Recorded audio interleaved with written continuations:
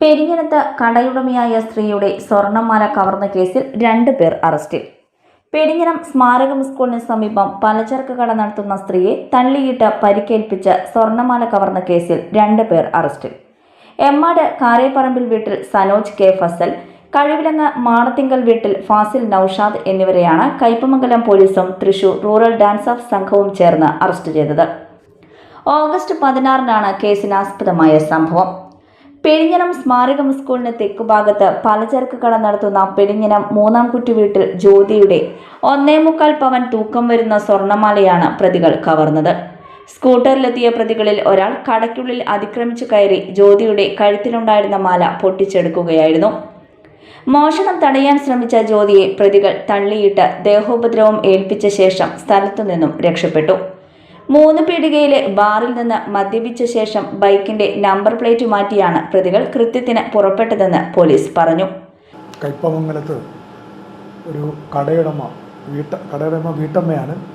വീട്ടമ്മയുടെ 2 പവനോളം വരുന്ന 2 പവൻ തൂക്കം വരുന്ന സ്വർണ്ണമാല 2 പേര് ബൈക്കിൽ വന്നിട്ട് മോഷ്ടിച്ചുകൊണ്ട് പോയി. തട്ടിപ്പറിച്ച് അവരെ ഉപദ്രവിച്ച് പിടിച്ച് തള്ളി മാല വലിച്ചു പൊട്ടിച്ചുകൊണ്ട് പോയായിരുന്നു.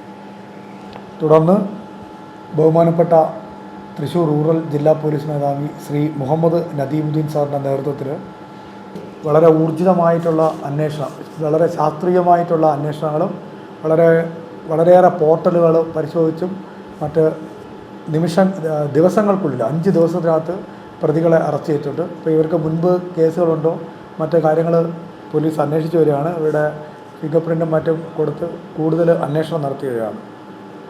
മാല കവർന്ന ശേഷം ഇരിങ്ങാലക്കുടയിലെ ബാറിലെത്തി ബൈക്കിന്റെ നമ്പർ പ്ലേറ്റ് പഴയ നിലയിലാക്കി വീട്ടിലേക്ക് മടങ്ങി.